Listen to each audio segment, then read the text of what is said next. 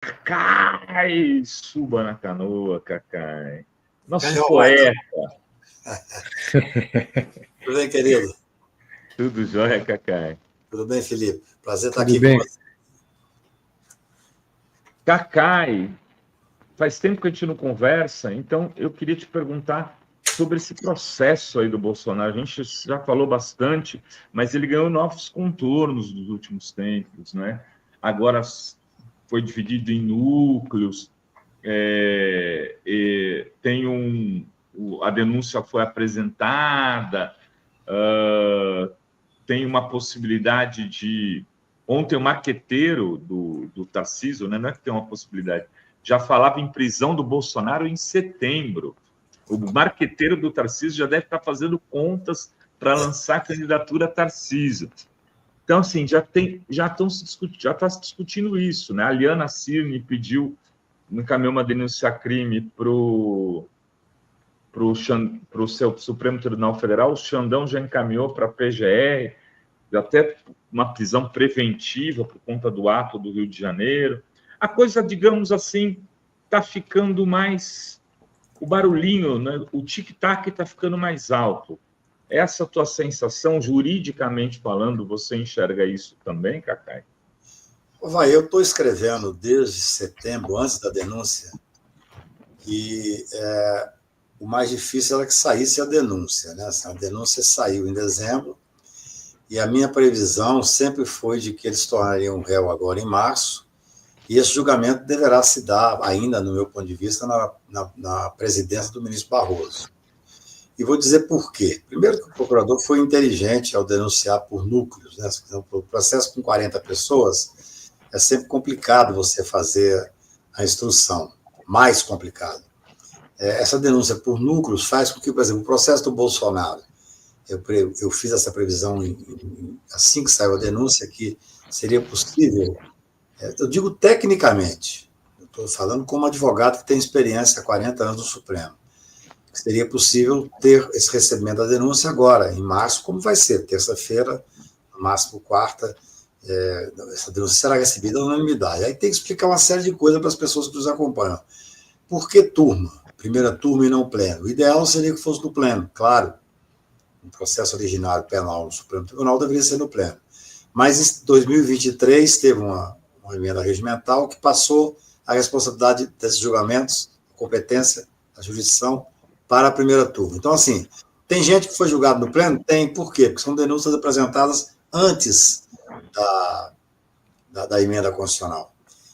Então, o que a gente tem que saber? Esse processo se tornou um processo razoavelmente simples, complexo, sob o aspecto da importância institucional e política e tudo mais, mas simples. Por quê? Todas as preliminares levantadas pelos advogados, eles têm o direito de levantar todas que quiserem, a defesa tem que ser ampla, por imperativo constitucional, todas já foram enfrentadas pelo Supremo. A competência não é o Supremo, já está definida. A competência na primeira turma, já está definida. Impedimento de ministro, já está definido. Então, o que vai acontecer? Vai ser um recebimento, no meu ponto de vista, salvo se os ministros quiserem fazer votos históricos e ler os votos, deveria fazer, pode escrever 2.000 páginas, mas tinha que ser 15 minutos a leitura, para que se receba esse processo na terça-feira mesmo.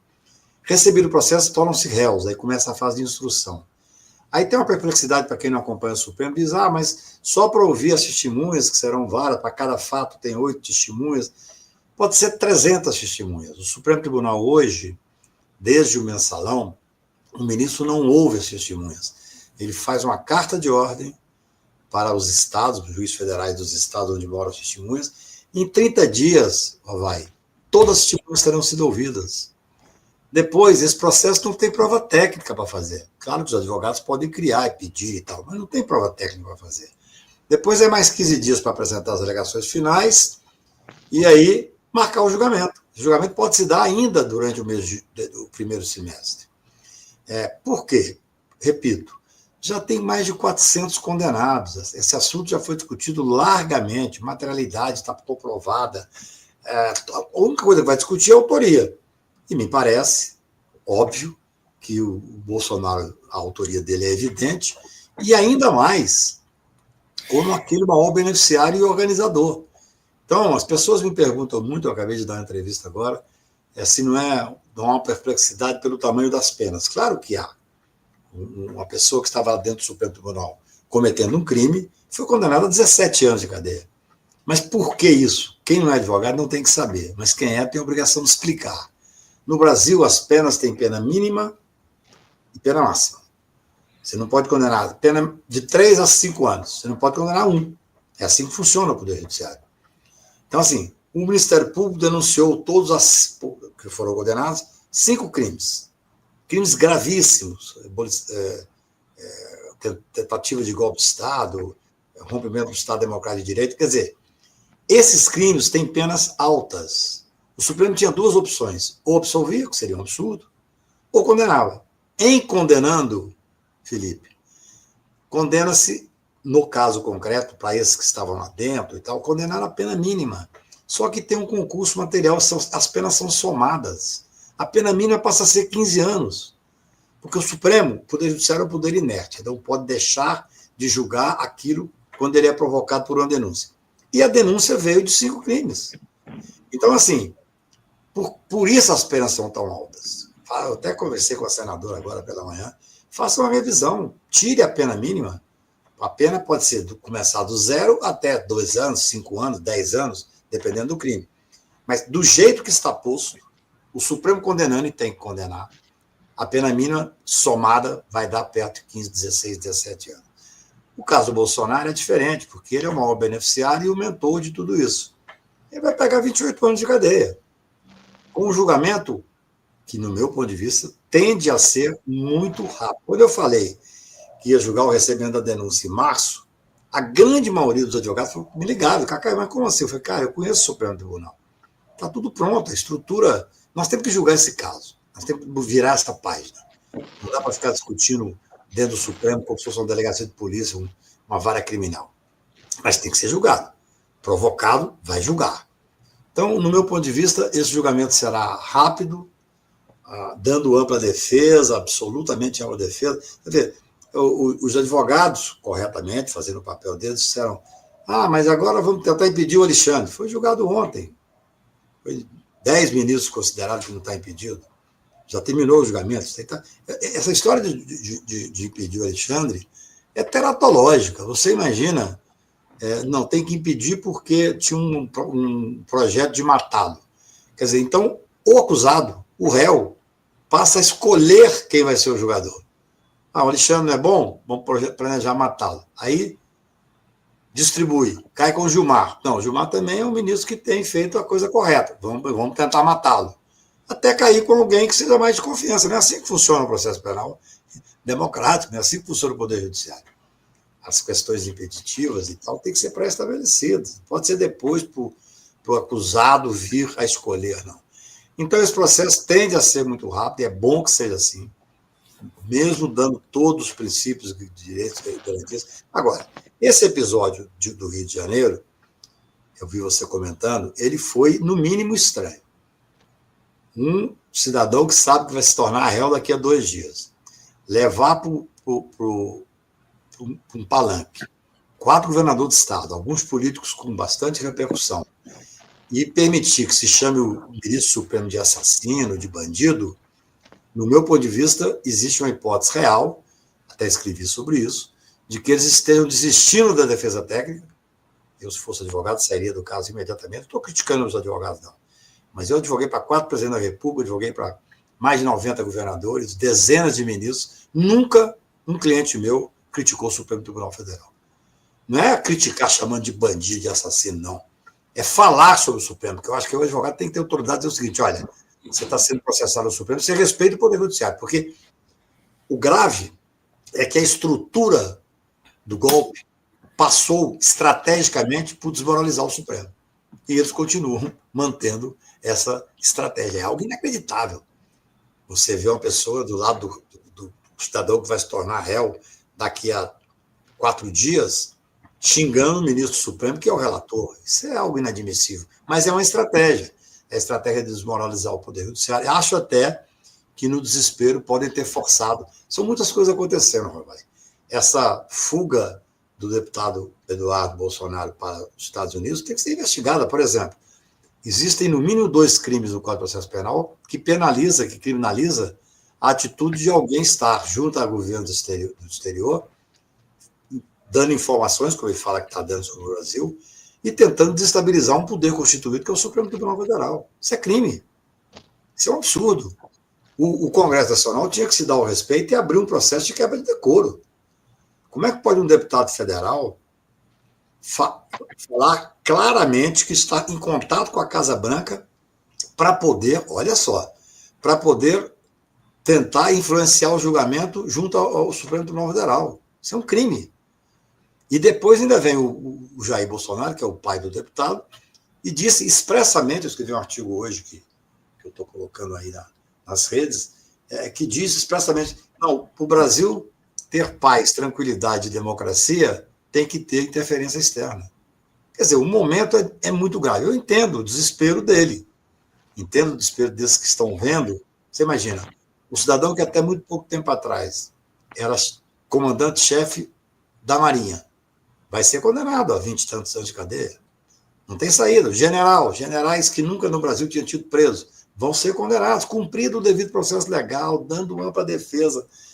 Especialmente por isso, Felipe, os fatos, eu diria, preliminares e de nulidades que foram levantados, já foram todos julgados pelo Supremo. Vai ser um julgamento rápido.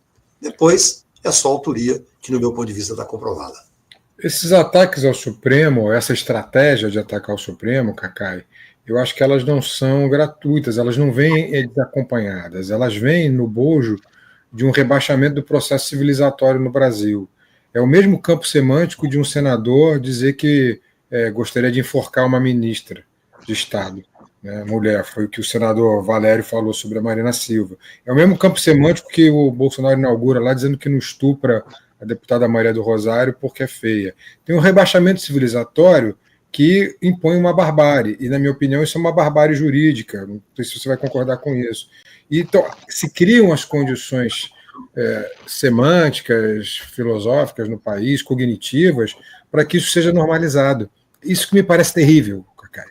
Se normalizou a barbárie, inclusive no campo do direito, que é o que você está me dizendo aí. E aí a minha pergunta para você é, isso aí vai mobilizar a parcela da população? Isso pode funcionar no âmbito da opinião pública e, funcionando no âmbito da opinião pública, influenciar o julgamento? Não, eu acho que não vai influenciar em nada o julgamento, mas eu concordo plenamente com a sua análise. Na verdade, essa estratégia da banalização, da barbárie, foi a estratégia que não foi usada só no Brasil. A ultradireita no mundo inteiro usou com êxito. O Trump está destruindo os Estados Unidos, depois de destruir as suas empresas, exatamente dentro da estratégia da barbárie. E assim em outros países que nós estamos vendo. No Brasil, particularmente, as questões escatológicas, mais do que teratológicas, fizeram parte de uma estratégia para chegar ao poder. Você viu o Bolsonaro falar absurdos contra negros, absurdos contra quilombolas, absurdos contra a mulher, contra pessoas pobres, na época da pandemia, tudo era uma estratégia. E dentre essa estratégia, isso é que eu gosto de frisar, estava desmoralizar os poderes. O que era? Um governo fascista. Um Congresso cooptado. Boa parte cooptado, outra parte omissa. E pouquíssimos resistentes. E restava o quê? Restava o pior poder, que em regra é o poder patrimonialista. O judiciário é patrimonialista, racista, misógino. No entanto, foi o poder que botou o pé na porta e falou, opa, vamos manter a estabilidade democrática. Então passou a ser uma estratégia fundamental desmoralizar o poder judiciário. Não é comum, acho que nunca aconteceu, um presidente da República xingar como o Bolsonaro xingou pessoalmente o ministro Barroso, quando ele era do TSE. Xingar, ameaçar filhos, ameaçar mulheres. Quer dizer, então, esse xingamento, nada que eles fazem é por acaso, é uma estratégia. Acho que você tem toda a razão. A estratégia era, vamos desmoralizar o poder judiciário para quando chegar o julgamento lá, a gente mobilizar a população. Deu certo em parte. Eles se elegeram.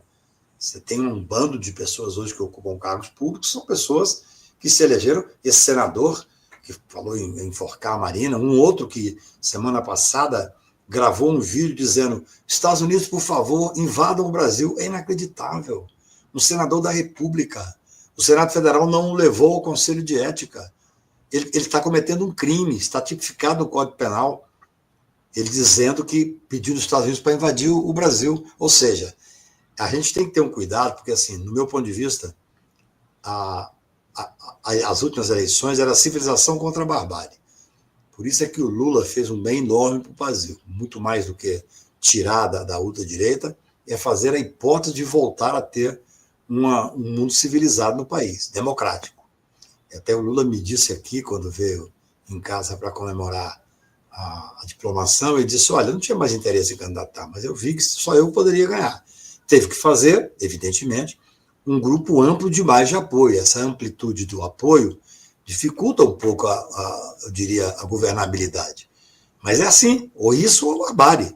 Venceu a civilização com todas as dificuldades, mas nós ainda enfrentamos, no meu ponto de vista, questões gravíssimas, como a inacreditável manifestação de domingo passado, onde 4 governadores de estado, repito, 4, inclusive de São Paulo, subiram no palanque para xingar ministros do Supremo. Ainda que um deles não tivesse xingado, teve algum que não falou quase nada, mas ele teria que falar assim, eu sou governador de estado, por favor, eu vou descer, ou você desce ou eu desço daqui. Estão todos ali no mesmo sistema de atacar o Poder Judiciário. Para quê? Não é à toa, também é estratégico. Para que pudesse influenciar no julgamento. Não influenciará. Claro, teremos pessoas insatisfeitas? Isso aí, viu, Felipe, é mores em rebus. Você veja bem.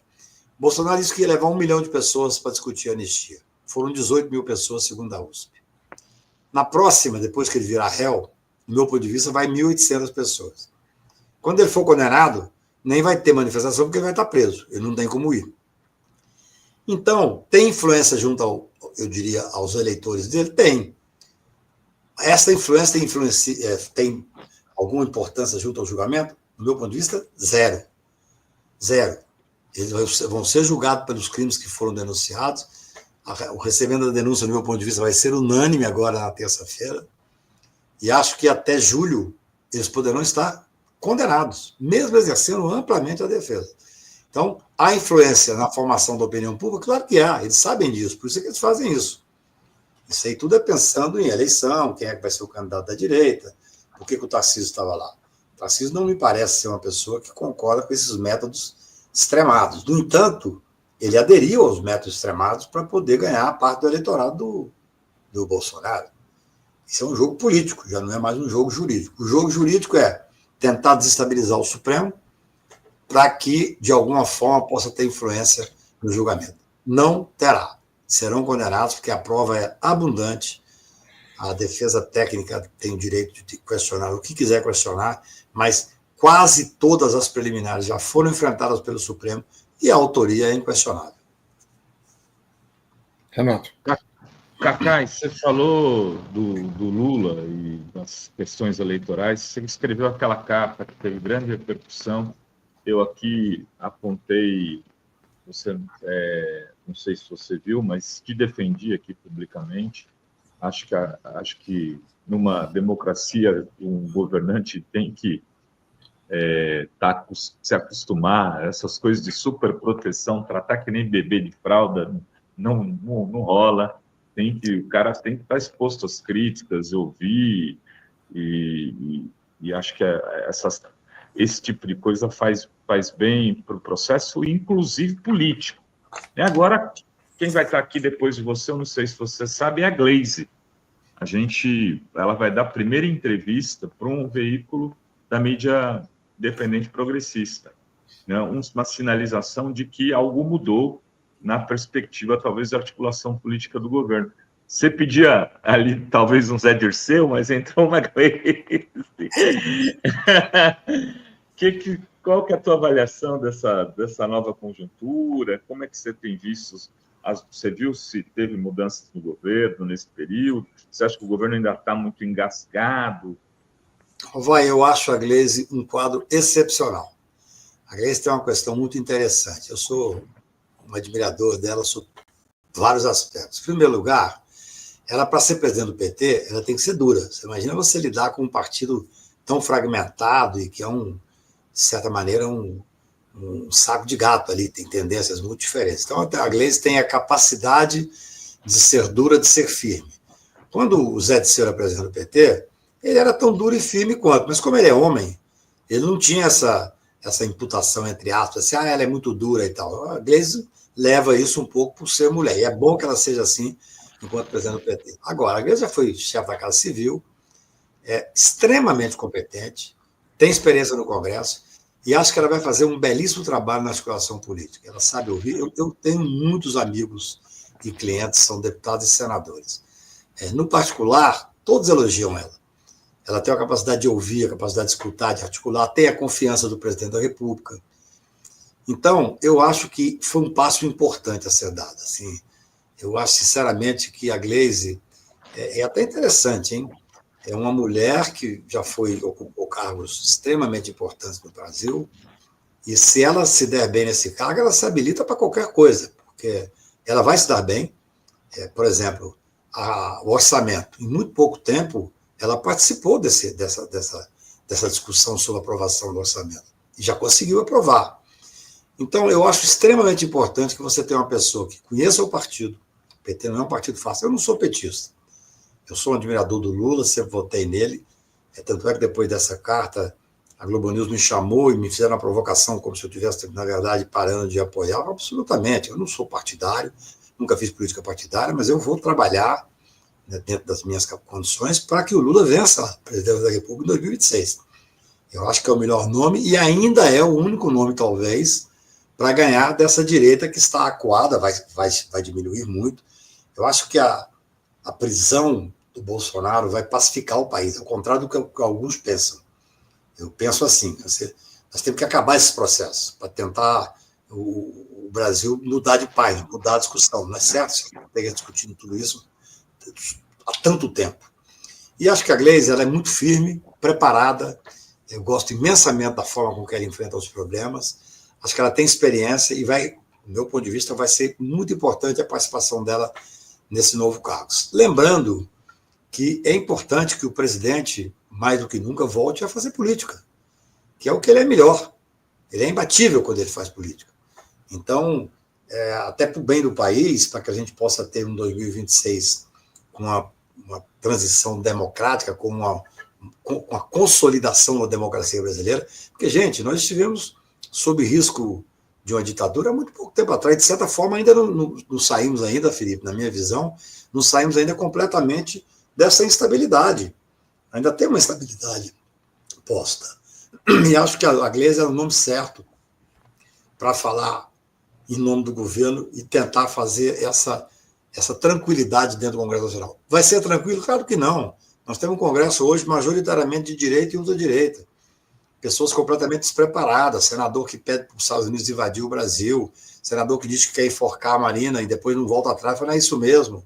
Deputado federal que está fora do Brasil, tentando se unir com o governo americano para poder invadir e influenciar no Supremo Tribunal Federal. O momento é muito delicado. Então é bom que nós tenhamos lá uma pessoa do porte da Gleisi, com a capacidade de contatos dela e de conversa, e especialmente com o conhecimento que ela tem da política brasileira. Cacai, a gente estava discutindo um pouco antes de você entrar aqui sobre os incitadores do golpe. O único blogueiro que está na denúncia da Procuradoria da República é o neto do ex-presidente João Figueiredo, o último general da ditadura, o Paulo Figueiredo, que chegou a pedir guerra civil.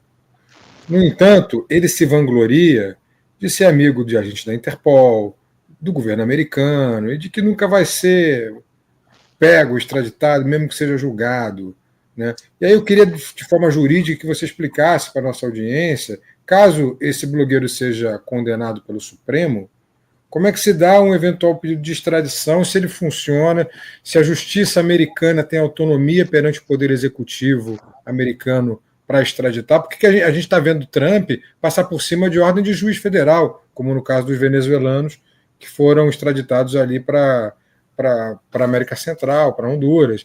Então eu queria que você explicasse como é que legalmente funciona e se você acha que legalmente vai funcionar uma possível extradição de um condenado nesse processo que esteja morando nos Estados Unidos.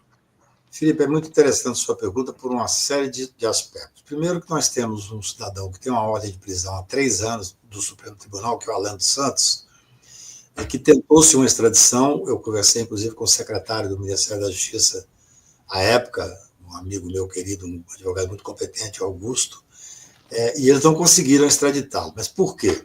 Porque lá os Estados Unidos entendeu, do meu ponto de vista, absolutamente de forma errada, mas entendeu que era um crime de opinião. Os Estados Unidos têm a famosa emenda constitucional e eles preservam muito essa questão da emenda constitucional, da liberdade de expressão, ao extremo, muitas vezes feita de uma forma absurda, teratológica. Agora, aqui é diferente. Aqui essas pessoas vão sendo julgadas, o processo dele especificamente eu não conheço, mas conheço a denúncia do Bolsonaro e os demais, estão sendo julgadas por participarem da tentativa de golpe de Estado. Então, a extradição tem que se dar. Em havendo condenação, a extradição tem que se dar. Não há argumentos, quer dizer, claro que o Trump não é uma pessoa, eu diria, que trabalha dentro dos princípios racionais. Por exemplo, recentemente, ele criticou um determinado juiz que não permitiu a ordem dele, mas, no entanto, a Corte Suprema veio a favor do juiz. Vocês devem ter visto isso, o presidente do Supremo deu uma nota muito, do Supremo lá, deu uma nota muito dura. Então, eu acho que, dentro de uma normalidade, aqueles que forem condenados numa tentativa de quebra da ruptura institucional, os países darão a extradição. Claro, é possível, sim, que você tenha alguém que consiga um asilo político. Isso não é impossível, faz parte do jogo de relações internacionais. Provavelmente, o filho do Bolsonaro está lá, tentando ver se consegue, até ele ficou assustado, com medo de ter o passaporte preso, já foi negada a apreensão do passaporte dele. Ele está tentando, talvez, um asilo para o pai. Eu até diria que, embora eu ache um absurdo e não concorde, a defesa tem o direito de tentar tudo. Faz parte do jogo. Cabe ao Brasil tomar as providências se e quando acontecer. Então, eu acho que os que forem condenados com um crime gravíssimo como esse não terão lugar no mundo e serão extraditados. Essa é a minha visão. Mesmo no governo Trump? Mesmo no governo Trump. Claro, poderá ter, por exemplo, se o governo Trump resolver dar o asilo político ao Bolsonaro ou qualquer outro, é um direito dele. Nós vamos discutir isso em outros foros que não o pedido de extradição. Mas, veja bem, eu quero só marcar uma diferença. O Alan dos Santos não foi dado a extradição. Por quê? Porque considerou-se que era um crime de opinião. Então, o país só extradita, qualquer país democrático, só extradita quando é crime aquilo que a pessoa está condenada, ou tem uma ordem de prisão emitida, se o crime da ordem de prisão ou da condenação for crime também naquele país. E eles entenderam assim, não, isso que o Alan dos Santos fez, se ele tivesse feito nos Estados Unidos, não seria crime. Então, essa é uma razão jurídica, entendeu? Agora, atentar contra a ordem constitucional é crime em qualquer país. Então, em havendo uma condenação por esse motivo, eu não vejo como não ter uma extradição. Tecnicamente falando, estou falando como advogado, eu não posso fazer uma ilação aqui dizendo, não, mas o presidente vai afrontar a Constituição. Aí não me compete fazer tal ilação nesse momento. Se acontecer, pode me convidar que eu venho aqui e converso sobre o fato concreto. Cacai, uma coisa que a gente está discutindo aqui antes de você chegar era da ida do Eduardo Bolsonaro para os Estados Unidos, falando em Estados Unidos, né? E a gente dizia, eu partia para uma hipótese, testando hipóteses, como diria o Ali Campbell, de que eles precisavam de um organizador econômico do clã nos Estados Unidos, porque imagino que eles devem ter recursos lá que eles precisam organizar-se para a eventualidade do Bolsonaro estar preso e para eventualidade de o processo avançar para cima de outros filhos, dependendo do que vier acontecer. Nessa fase inicial, nem o Eduardo nem o Flávio estão envolvidos, né? Como advogado criminal, você é um cara que tem uma grande experiência. Por que você acha que o Eduardo Bolsonaro está indo para os Estados Unidos? Só para organizar a extrema-direita? Não, eu acho extremamente complicado falar sobre aquilo que realmente eu não tenho elementos. Agora, na minha visão como advogado, é uma tentativa de buscar o asilo, especialmente mais naquele momento ele falou que ia ficar tantos meses e tal. Porque, veja bem, um ex-presidente da República, que tem ainda uma popularidade em parte da população brasileira, que sabe que vai tornar-se réu terça-feira, que sabe que vai ser condenado em pouquíssimo tempo e vai ser preso, veja bem, esquece que é o Bolsonaro. É natural que ele queira buscar todas as possibilidades, inclusive o asilo político. Eu acho natural. O Lula teve muita dignidade. Quando saiu a prisão do Lula, não era condenação, era uma prisão preventiva, feita contra a ordem constitucional, ilegal e injusta. Houve quem, aquela noite, oferecesse a ele a solução dele ir para algum país que o acolhesse. Ele disse, não vou sair do meu país, eu vou ficar, vou enfrentar, sou inocente, vou provar que sou inocente, e aqueles que me acusam vão ser responsabilizados. Olha só a diferença de ação. O Bolsonaro nem réu é ainda, até terça-feira, já está pedindo anistia por um crime que ele ainda não é formalmente acusado, ainda não é réu, e está articulando, já passou 2 noites estranhamente na embaixada, e está articulando algum tipo de prestígio internacional para conseguir o asilo político.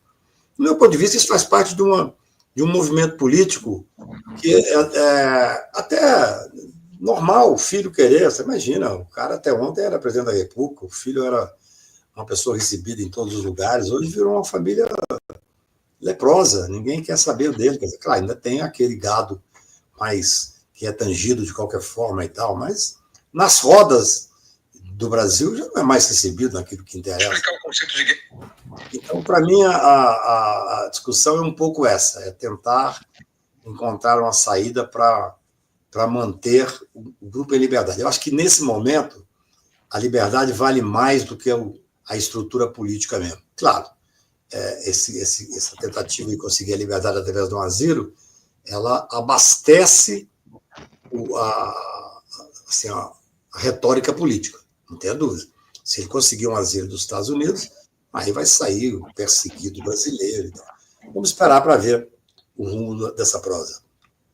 Muito obrigado, você é sempre muito generoso conosco. Espero poder te encontrar pessoalmente para comer aquela carne lá no sujinho, que não rolou da última vez. É verdade. Uma alegria estar aqui. Eu vou ter que ir agora ao Supremo, mas eu agradeço a vocês. Abraço grande. Obrigadão, mestre. Obrigado, Cacá. É um prazer te ouvir, como sempre. Alegria, Felipe. Um abraço grande.